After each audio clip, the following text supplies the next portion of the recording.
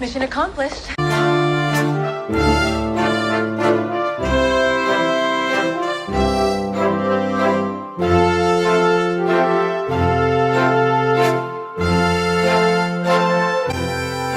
Seat as though I was like,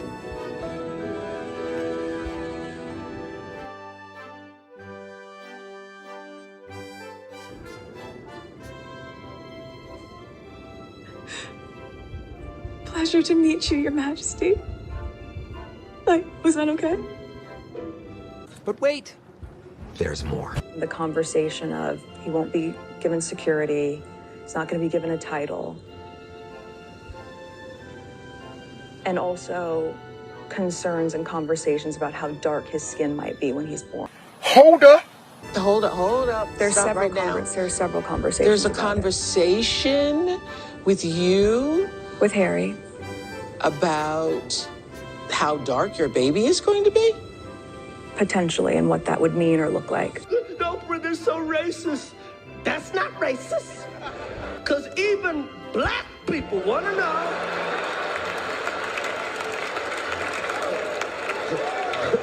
How brown the baby gonna be? That conversation I'm never going to share. Ooh, this is uncomfortable. We'll talk when we get home.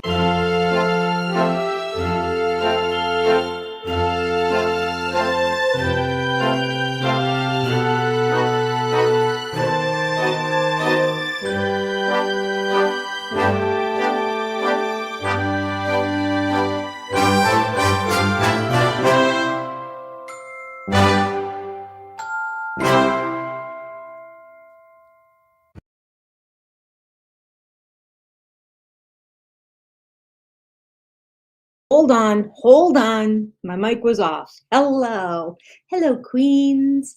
Welcome back. And kings, if there's any of them out there watching as well, we are finally back. Life is getting back to normal a little bit. Whew, I'm very excited about it too. I feel like I don't even remember what was the last chapter we read in here together. But we are a good way through this book. We are doing good, so I feel like we're going to be done with this book before the next one comes out. And then we'll read that one. I don't know. I feel like I should pause for a minute. I hate to read it right when it comes out because I want people to buy it. Maybe I'll just tell people and buy it. I don't know. All right. So I have my tea here.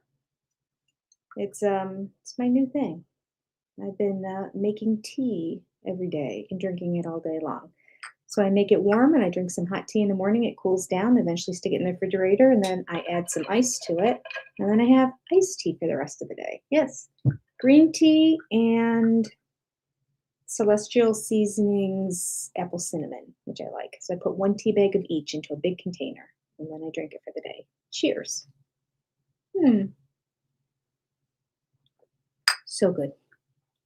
And there's artificial sweetener in there, which isn't good for you. So I figure like that offsets the benefits of the green tea. And it's just null and void. All right. Let me see who's here, and then we will get to reading our book. Happy to see you all again. Liz is here. Hi, Liz. Good to see you. Nadine, hi. I know it's been too long. Janice is here. Hi. Yes, Nadine, and all the lurkers. I love you too. We know there's lots of lurkers just watching. It's okay. It's all right. I feel like I could have a better screen than this. Why am I in a square? It's this one better? That's better. Okay. Mama Didi, good to see you. Hello. Living an eclectic life. Yes, just starting. Just getting going right now. So we should be back on track to do this at 8:30 on Sunday nights, from 8:30 to 9:30. All right. So we'll see how much we read. We were halfway through the chapter, so my goal is to finish the rest of the chapter. Oh, look at this. I got a little pencil line across the bottom.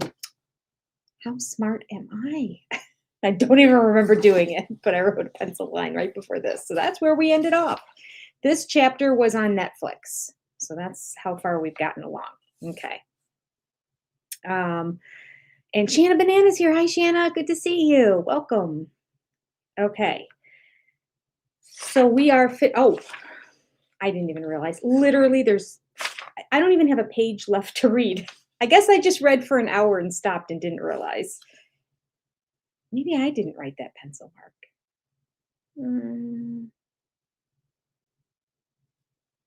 I'll go back a little bit just because it's been a minute. And then we'll jump into chapter 38, the interview, and just see how far we get. The interview is definitely too long, even if we just started at the beginning of the interview. And the interview is the Oprah interview. That's quite a chapter. This might take us, oh my gosh, it might take us 3 weeks to get through that. All right, so I'm just going to backtrack. I have a pencil line here, I think. I don't remember writing it, so I'll jump back to like right about here so that we have some background and reminding ourselves what we read. Okay.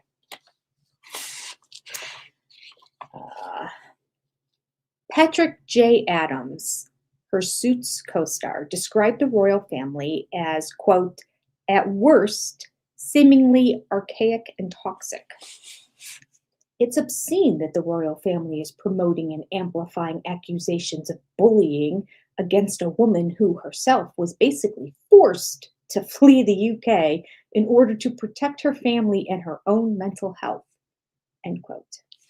Okay, I don't think she needed to flee the UK to protect her family. I don't know anything about her mental health. I can't talk to it, but a little bit. We love everyone in the world of narcissism just loves hyperbole, right? Just hyperbolic, exaggerated, over-exaggerated talking. Okay.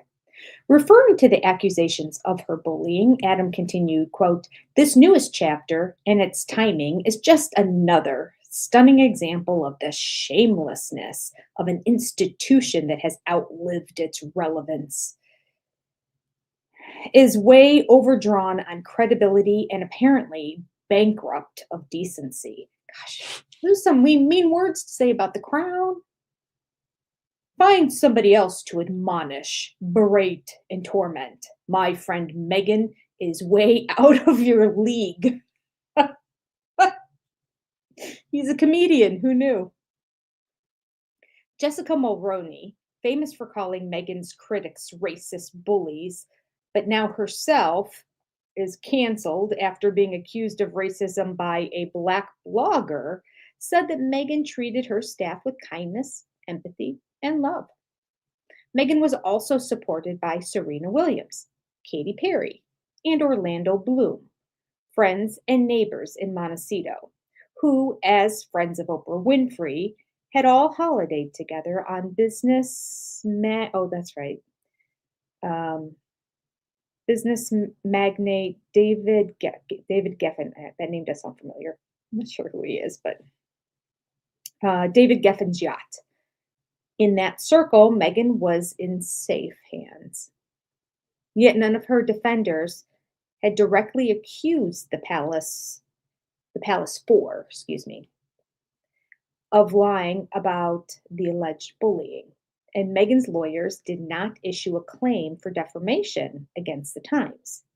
In Canada, the Reitman's crew recognized the truth. To promote Sunday's program, CBS broadcast a clip of Meghan on Friday, the 5th of March. Perfectly poised, Meghan sat in a Montecito garden, a wisp of hair hanging down on her cheek, an excellent prop for her to touch while confessing her anguish and her anger. For the trailer, she disclosed that she had been banned by the palace from giving Oprah an interview in 2018.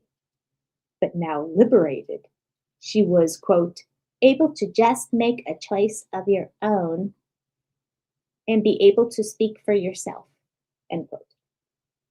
But even speaking with honesty, the victim volunteered, quote, come with the risk of losing things. I mean, there is a lot that has been lost already, end quote. What's she talking about? Some viewers did not spot genuine sadness in her eyes. At CBS's headquarters in Los Angeles, there was excitement. Reduced to 85 minutes, CBS had pre-sold the interview around the world. Oprah Winfrey had hit a gold mine. ITV in London had paid about £1 million for the broadcast rights. Like CBS, ITV was demanding premium rates for advertisements. In the USA, CBS had sold prime spots to manufacturers of lavatory paper, wrinkle remover, and almond milk. On the eve of the broadcast, the Sussex's spokesman announced that their interview would be the, quote, last word about the rift with the royal family. Having, quote, needed to have their say, end quote, they now considered the matter closed and wanted to move on. Right. So we want to just go out and blast the royal family, say all kinds of negative stuff about them, make racist accusations about them, say how dated and out of touch they are, and just blow it up. And then we really want this matter to be closed and move on. Translation, we really want nobody to come back at us. We want them to just continue to welcome us with open arms whenever we want to go there. Oh. All right. Nadine says, every time I hear how awful Meghan says the monarchy is, I think, well, why in the world did you go after Harry, you idiot? Was he the last man on earth? Right. Yeah. How awful was it, really? She did everything she could to get into there. Okay. That sentiment was grasped by Buckingham Palace's spokesman. On Saturday night, he predicted that the interview would be a quickly forgotten sideshow, lost in the midst of time.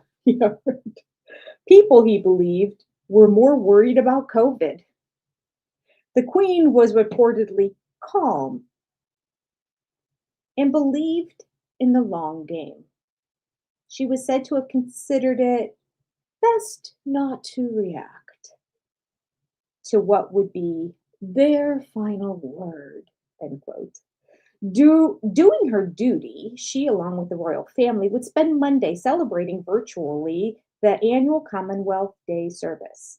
Aptly, she chose to speak about friendship and unity. Edward Young failed to anticipate the sensational radio and TV headlines that would dominate the waking hours of Monday, the 8th of March. With his passive approach, Young also did not foresee the onslaught from America. I always pronounce this wrong. Naively. There we go. Naively, Young believed that the interview would be the Sussex's last word. Oh, yeah. Just so ironic as I'm reading from this book that was published about it. Yeah, last word. It's just the nerve and the balls of them to think that they could just drop that bomb and walk away and go, now you can't touch us and you can't talk anything about it. It's over. We get the last word. Okay. On Saturday night in Montecito, Meghan was in bed crying. Not because she felt any remorse for her shattering allegations against the royal family, but because the firm had orchestrated a smear about her alleged bullying. I held her, said Harry. We talked. She cried and cried and cried. certain they had spoken their truth in the most compassionate way possible to Oprah, Harry believed they had left, quote, an opening for reconciliation and healing. Somebody needs to go back and show him what was said on that Oprah interview. You don't call the family racist and think that you've left the door open for reconciliation and healing. Oh, God. As she cried, Meghan might have recalled telling the Fortune magazine audience 5 months earlier, quote, if you live knowing the truth, regardless of what anyone says, you'll be able to go to sleep with a clear conscience, end quote. At the same time, she had probably also forgotten informing that same audience, quote, if you listen to what I actually say, it's not controversial, end quote. That night, Harry and Meghan apparently believed that their interview with Oprah Winfrey was true and not controversial. What ended up inflammatory, Meghan had said, is people's interpretation of what I say. In their opinion, both of them were victims of the racist tabloids. And now Buckingham Palace was stoking hatred about fictitious bullying. Wow. Okay, here we go. The interview, chapter 38. Oprah Winfrey's introduction to the interview was unforgiving. In the peaceful setting of an enormous sun-drenched garden, Meghan sat on wooden furniture, seemingly relaxed. Perfectly made up, she adopted the pose of a harmless, defenseless soul. Oprah's opening comments set the tone of victimhood. Meghan, said Oprah, had been the target of constant criticism and blatant sexist, that's a new one, I didn't hear that one before, blatant sexist and racist remarks by British tabloids. Apparently that's how Oprah started the interview. Okay. As she spoke, the screen was covered by a spread of apparently racist headlines in the Daily Mail and other British papers. The word niggling was highlighted as causing offense, although critics noted the 16th century Scandinavian origin of the word had no connection to race. I don't even know what the word is. Even before the broadcast had ended, British newspapers had denounced CBS for doctoring the headlines and concealing the truth that the overwhelmingly majority of the headlines were taken from American and Australian publications. Despite Associated newspapers proving the distortion, Oprah Winfrey refused to take down the fake headlines from her package. All the British media, she claimed, was racist. The show's principles were fixed. This was Meghan's truth. Meghan's sad story was of a naive American who, without a plan, just fell in love without a plan. I wonder if she even said that. It's in quotes. You know you have a plan if you come out and say, I didn't have a plan. Without a plan, I just happened to meet this guy and fall in love. Who would say that? Anyone ever meet somebody and go, I just met this guy and fell in love and I didn't plan it. I did it without a plan. I just happened to meet. Okay. Fell in love with a prince about whom she knew nothing. Before the blind date, quote, I hadn't Googled Harry online, end quote. Written into her script, like she likened herself to Disney's Little Mermaid, who lost her voice after falling in love with an unknown prince. Oy, oy, oy. I didn't have a plan, she said. Meghan's innocence was compounded by her ignorance about the consequence of marrying Harry. Quote, I didn't do any research about what that would mean. End quote. Are you joking? Once smitten, she honestly thought the firm would look after her interests. Genuinely, she had never thought of profiting from her royal connections, as a quote. To her horror, heartless flunkies refused to reach out. I wonder what that means. Heartless flunkies refused to reach out. Quote, reach out. In what way? I don't know. Let's read on. Her admission to Gina over lunch that she had researched the royals was forgotten, as was Gina's warning about the inevitable consequences. Even her own admission in South Africa to Bradby that she had naively, there we go, naive.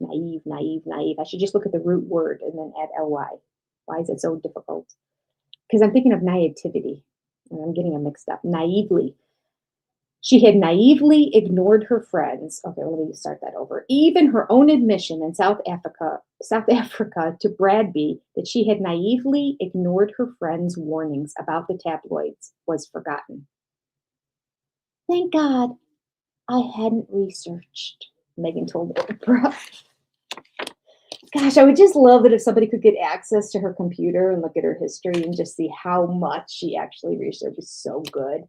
That would be such a great mashup to do. Oh.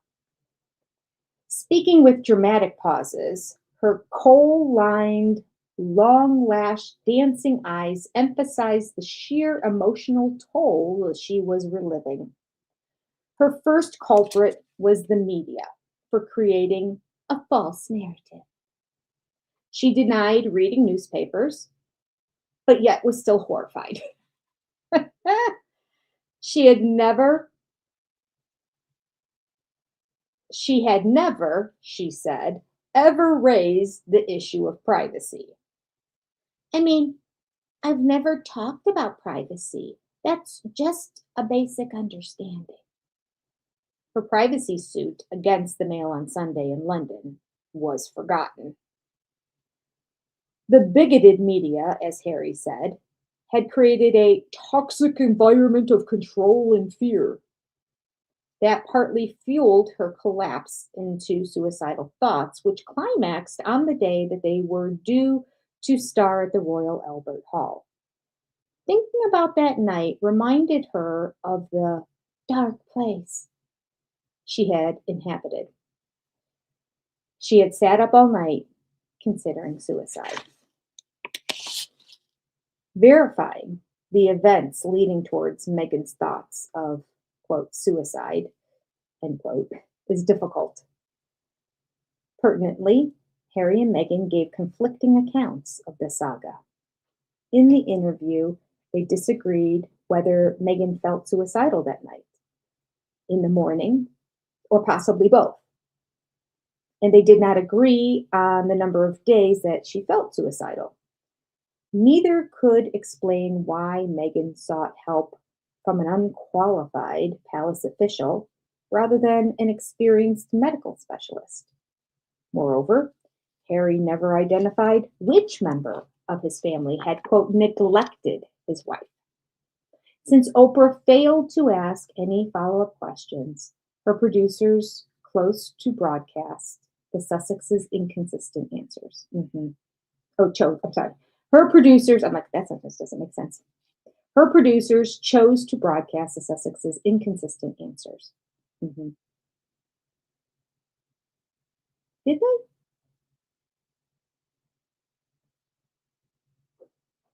I have to go back and watch it again. Oh no, you can't. It's been scrubbed, hasn't it? That CBS interview was taken down. It's not on Oprah's network or anywhere I heard. I heard it's gone. Gone. All right, you can still see the Netflix interview, but you can't see the Oprah one. The same suicidal threat apparently happened again after Archie's birth. Harry would later in the show confirm returning from work in London to find Meghan crying while breastfeeding Archie. You know how many days I cried? Like every other day.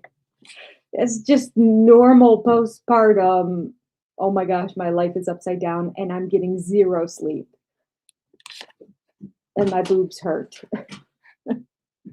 I mean, come on. It doesn't make her suicidal because she was crying after she gave birth. Loved my kids, loved them. But yeah, I struggled afterwards with getting my hormones back and feeling normal again. I'm not feeling this. I'm not sympathizing here. Let's see here. Harry did not tell his family. I was ashamed of admitting it to them. I didn't know what to do. I wasn't prepared for that. I went to a very dark place as well, but I wanted to be there for her, and I was terrified. This really is, I'm struggling with this, but okay. I don't want to undermine if there's any truth to this whatsoever. It's just hard to believe. Winfrey did not ask Harry, the patron of mental health charity with 7 years' experience of receiving medical help for his own problems, living in a city with thousands of medical specialists, why, after witnessing his wife unsuccessfully seek help from a heartless human resource specialist in the palace, he did little to seek specialist help. The same question was also not asked of Meghan. Instead, Winfrey watched her guest shed a tear. Left eye. But not enough to smudge her immaculate makeup. Oprah did not ask for any evidence or the name of the palace official. Meghan's truth was not questioned. 17 million American viewers, far below the 96 million viewers for the Super Bowl, were, that was a little dig by him, were undoubtedly gripped. But the next revelation would resonate among the British even more. Oprah Winfrey had scripted an attack on Kate, whereas Meghan, she stated, was popularly portrayed in Britain as the villain. Kate was hailed a hero. The reason Oprah suggested was because Meghan was the first mixed-race person to marry into the family. Nobody cared. Oh, gosh. And if they did care, they cared on a positive note, like this is progress. Unbelievable. Okay. All right. It's her opinion, but she stated it as fact, apparently. With race established as the dominant theme, Oprah moved on to the newspaper revelation that Meghan had reduced Kate to tears about a bridesmaid dress before the wedding. That story had turned many Britons against the Duchess. The interview was Meghan's opportunity to tell her truth. At the appropriate moment, Oprah asked if Meghan had made Kate cry. Perfectly rehearsed, she replied, "The reverse happened. It had made me cry, and it really hurt my feelings." And I don't say that to be disparaging to anyone, because it was a really hard week of the wedding. And she was upset about something, but she owned it, and she apologized. And she brought me flowers and a note apologizing. Having turned the narrative against Kate, or in Meghan's terms, not wanting, quote, in any way to be disparaging about her, end quote, Meghan continued. And she did what I would do if I knew that I had hurt someone. Right? Right? She does it all the time, because I'm like, what? Right? Because she goes, right? She does it a lot. Right? Right? To just take accountability for it. Not only was Kate guilty, but she had admitted her bad behavior. And then Meghan added another twist. While she had politely remained silent to, quote, protect Kate, she blamed her sister-in-law's friends for leaking a false story that was turned against her. What was hard to get over was being blamed for something that not only I didn't do, but that happened to me. The narrative about, making Kate cry, I think was the beginning of a real character assassination. And they knew it wasn't true. gracefully, she added, "But I have forgiven her." The result, Meghan believed, was irreversible. I think that's when everything changed, really.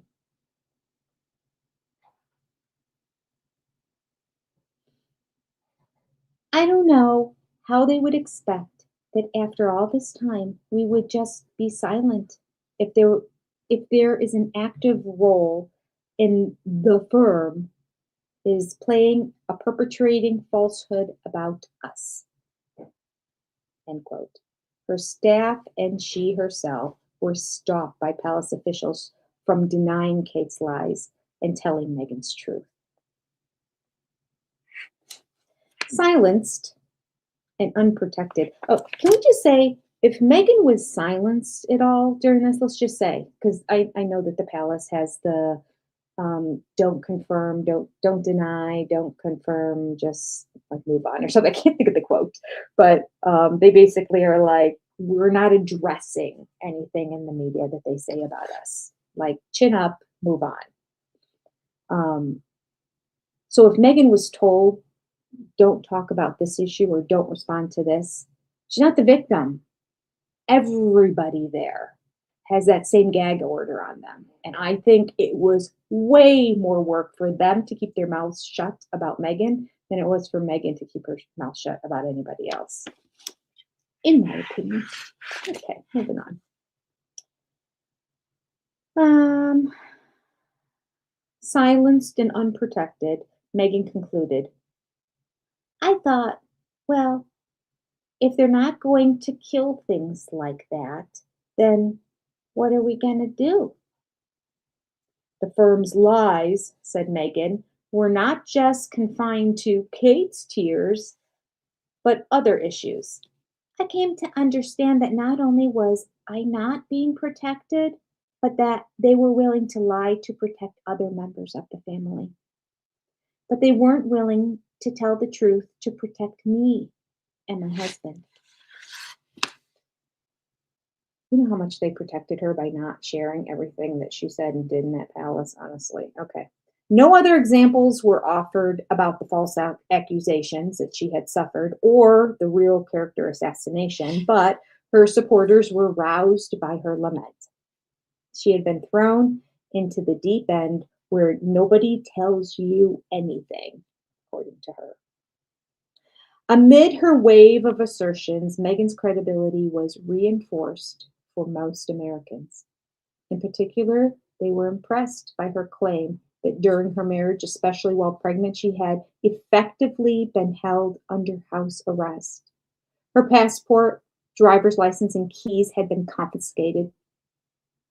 Officials had prevented her from independent travel in the last 4 months of her pregnancy. I left the house twice in 4 months. British viewers were puzzled how that accorded with her 2 private trips to New York for the baby shower and the tennis match, and the 4 holidays in Europe. 6 literal trips out of the country, but she only left the house twice. Once to walk in the garden, once to go shopping. All right.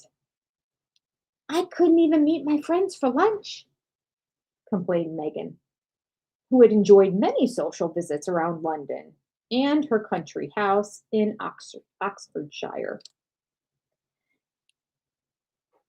It's like you were trapped, the interviewer confirmed. That's the truth, said Meghan. Trapped was the same word later used by Harry to describe his life as a royal. Okay, so trapped was the word that they came into this interview. Like, this is the mantra we're going to go with. We were trapped and we had no control.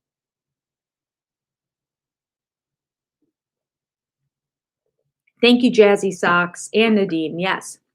Never explain, never complain, never explain. That's it. Never complain, never explain. That's the mantra of the royal family. But somehow, because Meghan had to abide by that, she was a victim and she was silenced and she was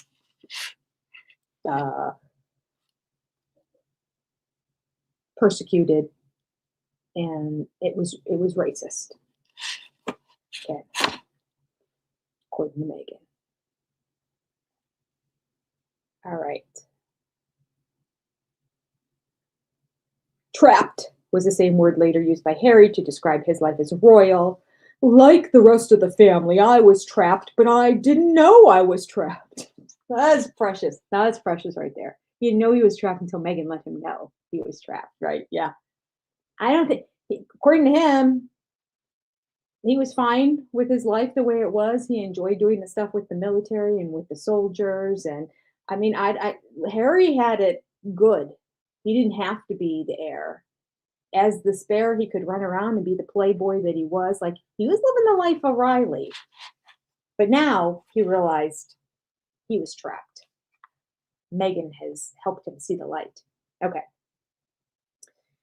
Like the rest of my family, I was trapped, but I didn't know I was trapped. Trapped within the system, like the rest of my family are. My father and my brother, they are trapped. They don't get to leave. And I have a huge compassion for that. Their smiles and photographs, he revealed, were all part of the job. So they're the victims, and they're not complaining. So shut up, Harry. Okay, sorry. Side note, I have to add commentary in here because I'm not allowed to read the book straight. Copyright laws. Okay. Next came an unprecedented disclosure by Meghan. Quote, 3 days before our wedding, we got married. No one knows that. In Meghan's version, they were privately married in Kensington Palace before the big day at Windsor.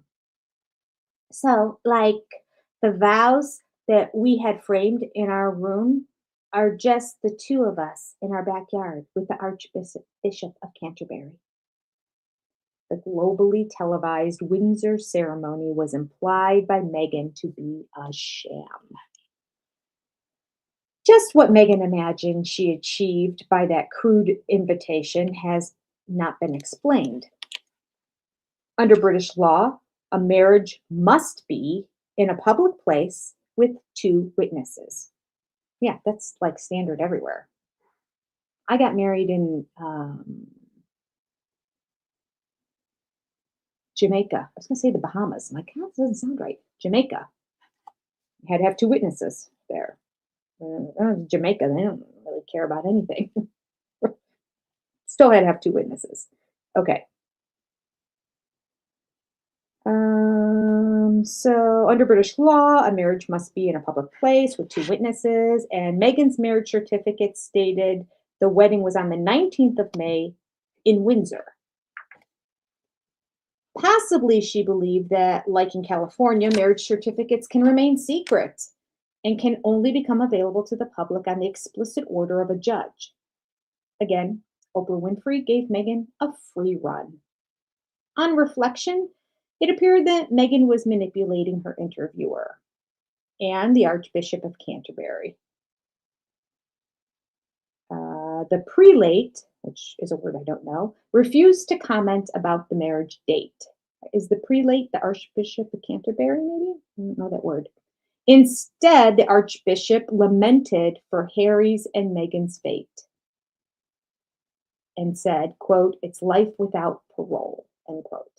Oh, they got parole. They got out free. They got a get out of jail free card. Went to a whole nother country, and I got nothing to do with the royal family. And they're like, Harry, anyway, is begging to get back into jail. That's what's happening right now. Okay. But he just wants to visit. He wants a day pass to get back to jail. And when he's there, he'd like to leave with a paycheck at the same time. That's kind of what's happening right now. We'll see how it ends up playing out. Other injustices, which Meghan had suffered, tumbled out. She was given no class on how to speak or on how to behave, how to properly cross your legs, how to be royal. There was none of that training that might exist for other members of the family. That was not something, all right. All of this is her quote. I'm sorry, let me go on. There was no class on how to speak, how to behave, or how to properly cross your legs, how to be royal. There was none of that training that might exist for other members of the family. That was not something that was offered to me. She even had to Google the national anthem and had to take a rushed lesson in curtsying in Windsor Park. So apparently she does know how to use Google because she Googled the national anthem. She didn't know how to Google back when it was time to date a prince. Didn't Google to figure out who he was. I mean, he could have been an absolute creep who's done horrible stuff in his past. I mean, it's not because it's not an obscure prince from some tiny little country nobody's heard of. This was the royal family, the only one that anyone in America even knows about. We don't follow any other royals. And a lot of people don't even follow these royals. The only reason I really know about him is I had a great aunt who was really into the royal family. And my mom was really interested in Diana. So I got up at the crack of dawn to watch that wedding. Had some good tea. Okay. But a lot of people don't know, don't care. The fact that she keeps using her title in America is so infuriating too. It's like, shut up. You've left. You're not even a part of it anymore. But to keep pushing it forward, it's like, you're in America now. Shut up. Your name is Meghan. You're Meghan and Harry. Duchesses of whatever. Okay.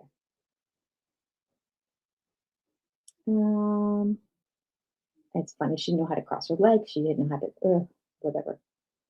She was a Girl Scout, apparently, according to this most recent video thing. As a Girl Scout, that's like some of the badges I remember.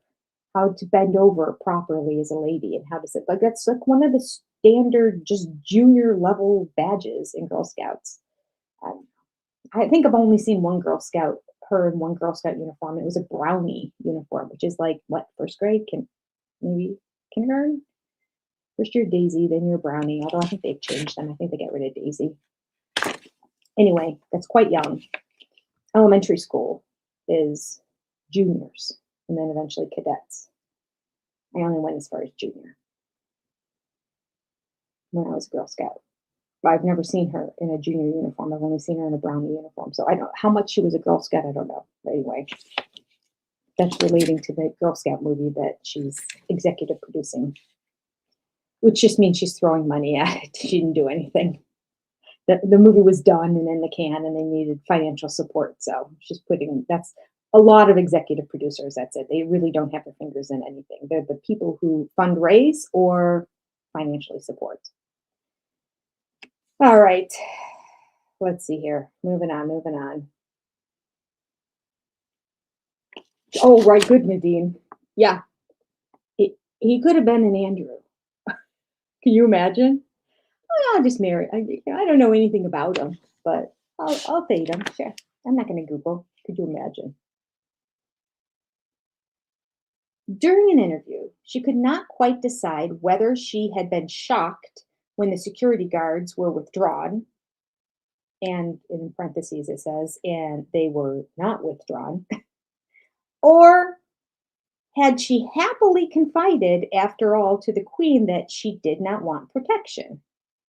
Oprah did not query Meghan's contradiction.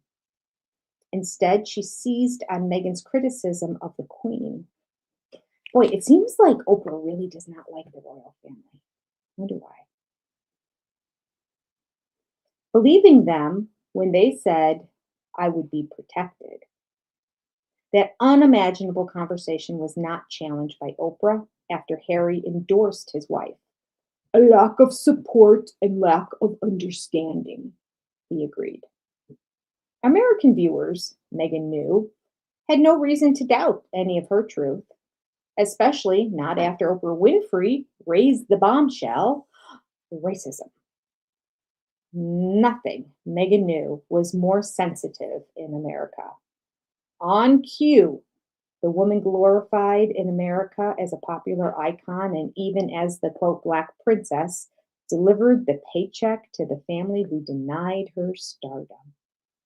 With theatrical hesitation, her sweet tone described several conversations with Harry involving his family about her unborn child. During her pregnancy, she revealed there were concerns and conversations about how dark his skin might be when he's born. As we all know, because that's the intro to this show. With ghast surprise, Oprah asked whether they were concerned that if he were too brown, would that be a problem? Oh, I don't remember her asking that. Meghan confirmed the horror. If you're making an assumption that someone thought Archie would be too brown, it feels like a pretty safe one.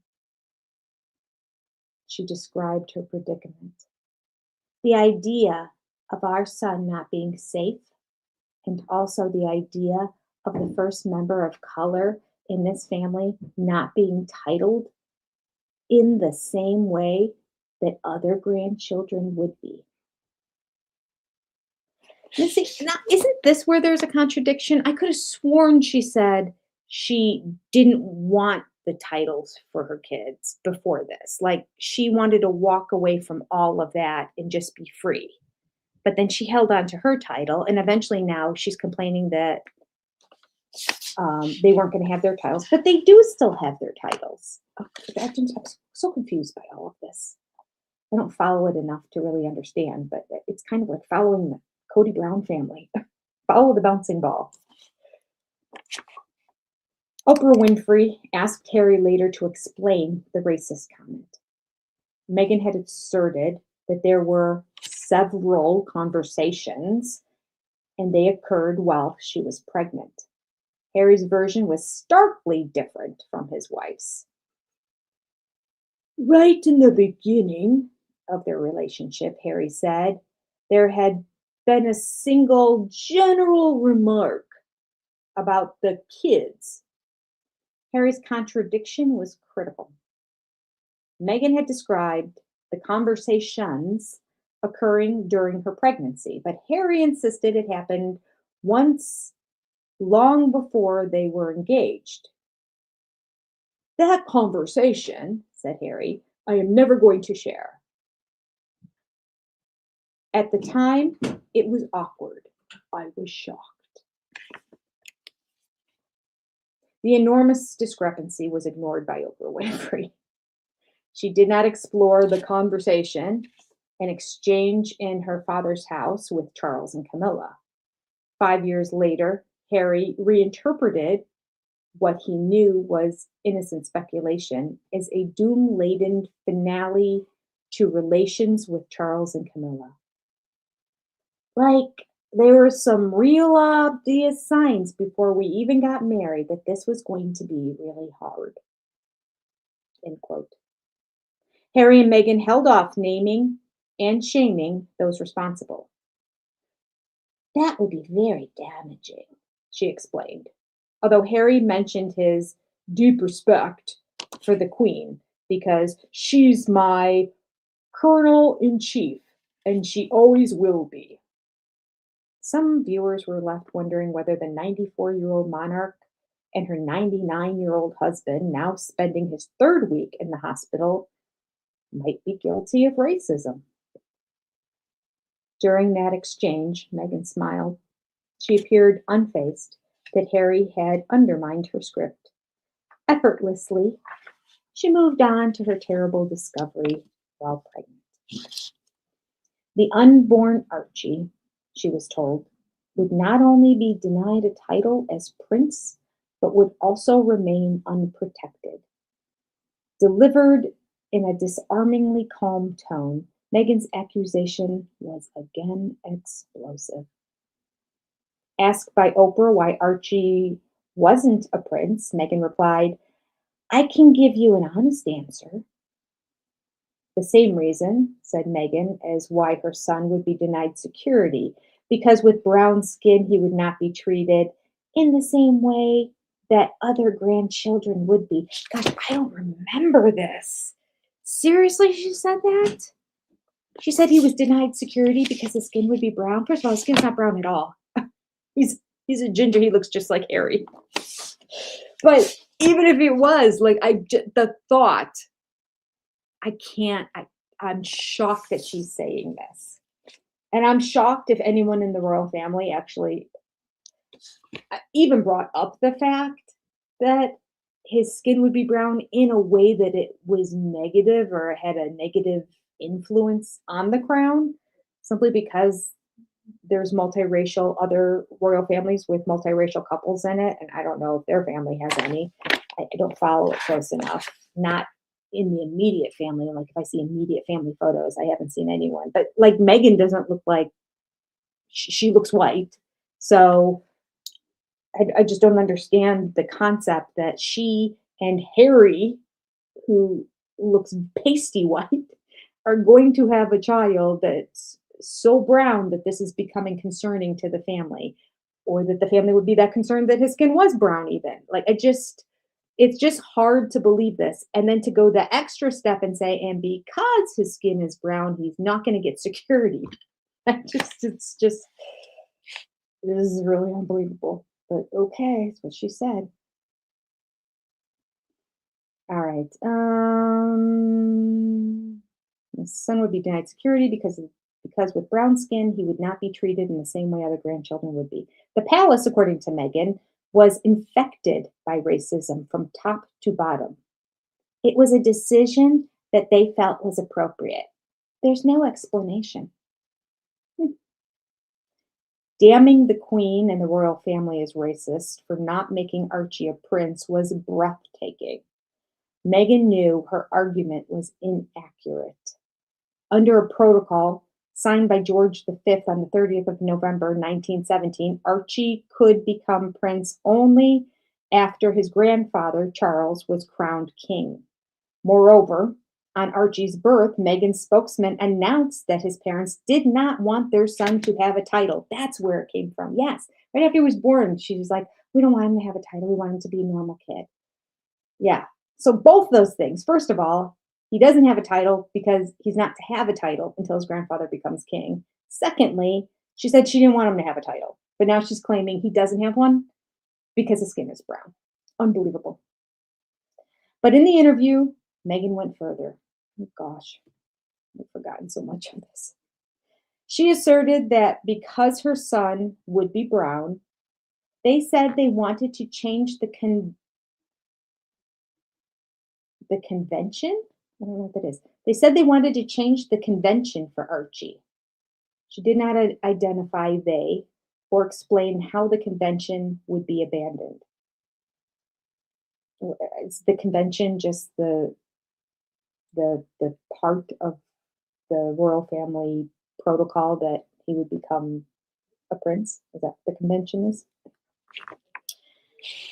Facts could never undermine Meghan's truth. She knew that Archie's security was never withdrawn. So long as his parents lived at Frogmore or anywhere in Britain and continued their royal duties, he would be protected by the state. Once again, Oprah Winfrey visibly registered her disdain for the royals and failed to probe Meghan's version. Wearing an unusually ill-fitting blue suit, Harry was introduced into the interview after 2/3 of the program had been broadcast. Racism generated by the bigoted tabloids, he had previously said, had played a large part in persuading the couple to leave Britain. Plus, taking away, at short notice, their security, a norm since his childhood. Although he had been warned that the British taxpayer would not pay for protection if he moved to America, he had refused to accept reality. I inherited the risk, he told Oprah Winfrey, so that was a shock to me. And now he told millions that he feared history repeating itself. Meghan, he implied, would be murdered, just like Diana.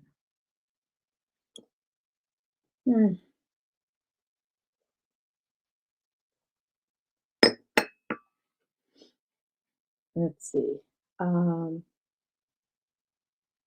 Shanna said, so I really haven't kept up with the royal family since Diana. Did he come out brown? No, he's very, very white.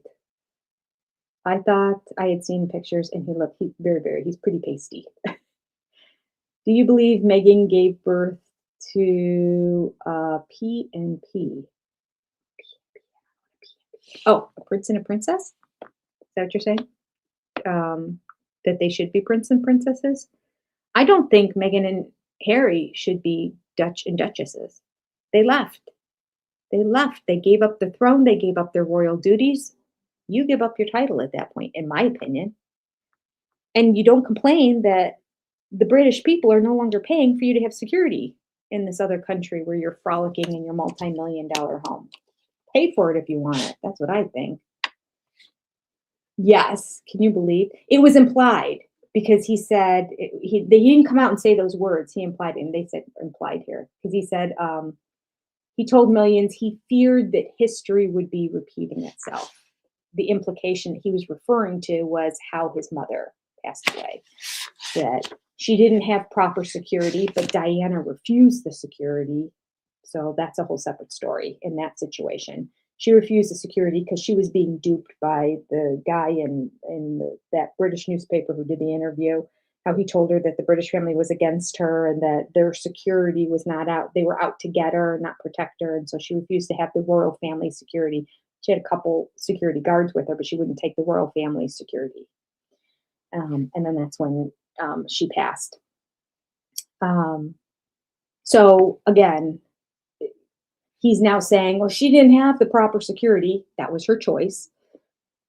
And therefore, she passed away. But she was in a car with a drunk driver. So, okay, can we fill in the blanks with the rest of the story?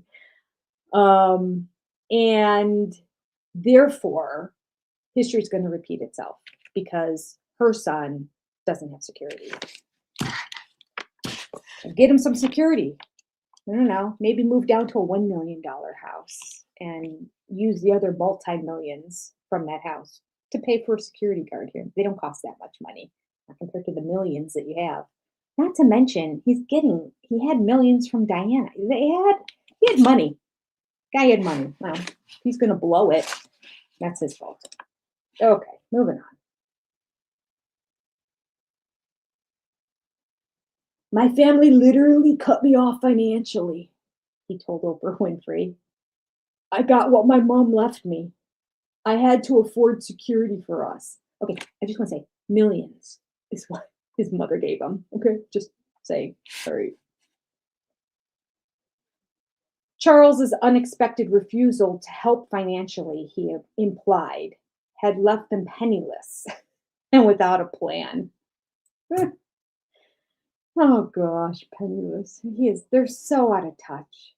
Good golly, both of them. So out of touch. I think Harry's more out of touch. I think Meghan's more manipulative, but Harry's so out of touch. Oh. His shock disclosure was that Charles had stopped taking his calls. Negotiating the contracts with Netflix, Spotify, Disney, and others, Harry claimed all started out of a financial necessity only after they arrived in California.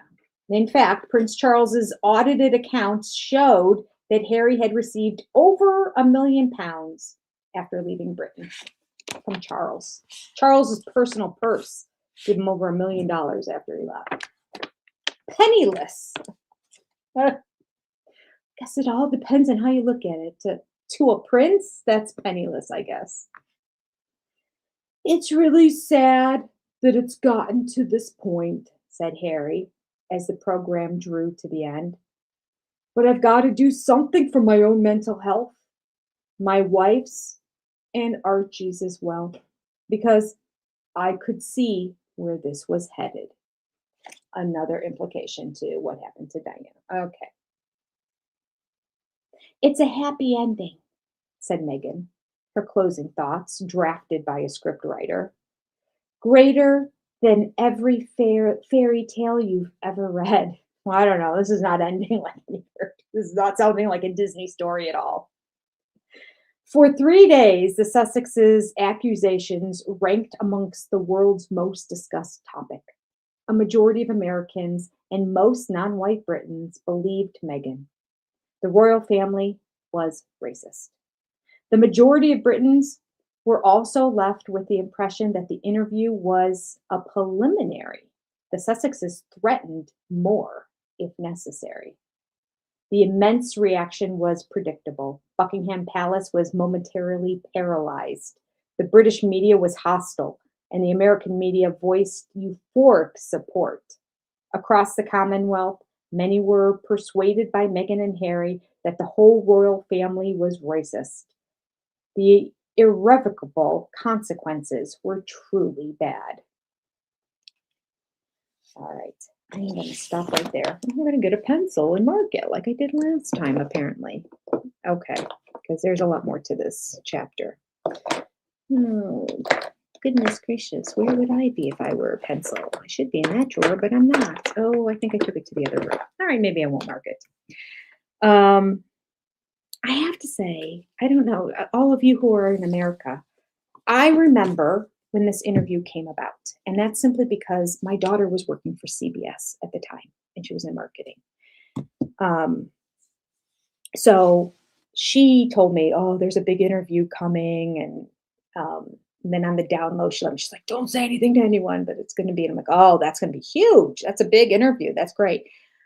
I remember watching it, and I remember being surprised by it and being like kind of aghast at like the allegations that she said. I'm like, oh my gosh, I had no idea. I don't know. And then 5 minutes later, I went about my life. Like, it's so interesting that she really believes that people will focus on her all the time. Like, I don't remember thinking the royal family was horrible, but I remember being shocked thinking, oh my gosh, are they racist there? It could be. They're all very white. Like, there could be an institution of racism that I don't know anything about. And then went about my life and moved on. Like, it's not all about Harry and Meghan. And she did not come across likable, I remember thinking. Harry came across uncomfortable, and she came across unlikable, but yet I'm trying to think of how to put it. It's not that I didn't believe her. I remember at the time, because I didn't know her. I had no idea who this chick was.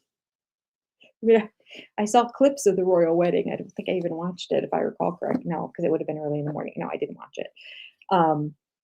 I saw clips of it.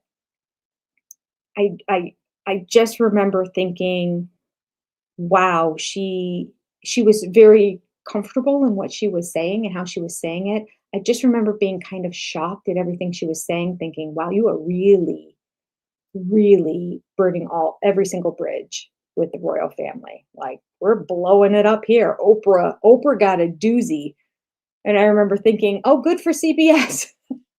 Well, my daughter was employed by him at the time. I'm like, oh, that'll be good. That'll be good. Like, there's still money in the can that she'll still have a job in another year or two.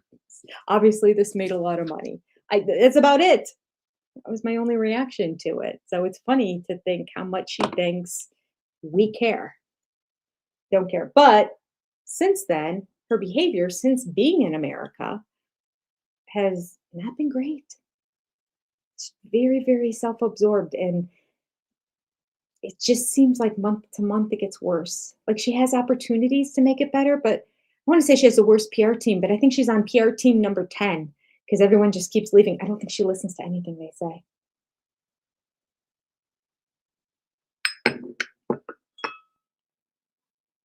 No, that's a very good question, Nadine. We read about how much money she was making at Suits, which was a lot for being the lowest paid person on the show. So she was getting like $1 million a year there. And she was 6 out of 6 on the call sheet in terms of importance on that B-rated cable show that nobody knew about. What did she do with all that money? I'd like to know. She probably blew it all, 'cause she's like, I'm marrying a prince. It's going to be an unlimited amount of money rolling in. That's probably what it was. I'd love to know. Shannon Banana wants to trade their financial problems for hers. Yeah, right. Yeah, and nobody was chasing her. This whole worrying about security and everything, and the fake people are following us, and there's not a person around. Nobody cares. Nobody cares, Meghan. And you want them to care. And you know what? They would, and she might need security had she been likable when she came over. She just it doesn't seem like she knows how to be likable.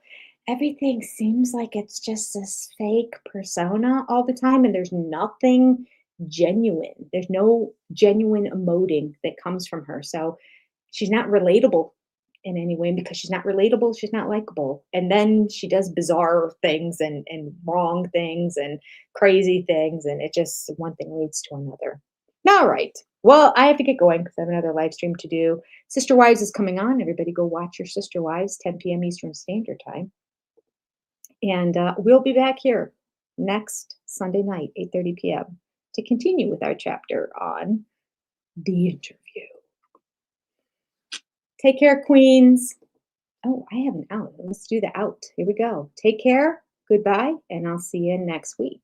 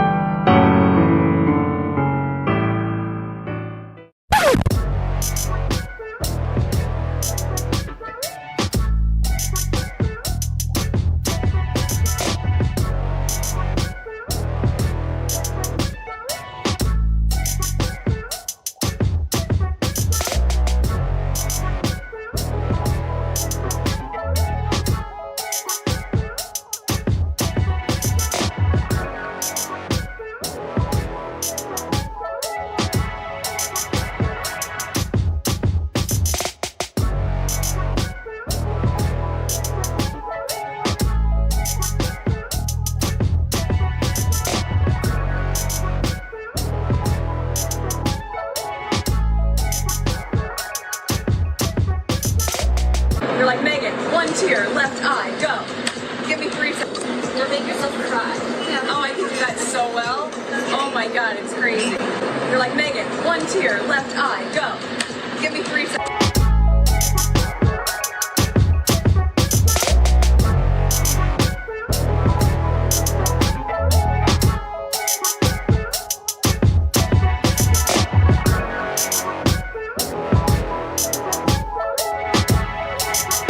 With a camera trained in front of her, crying. One tear, left eye, go.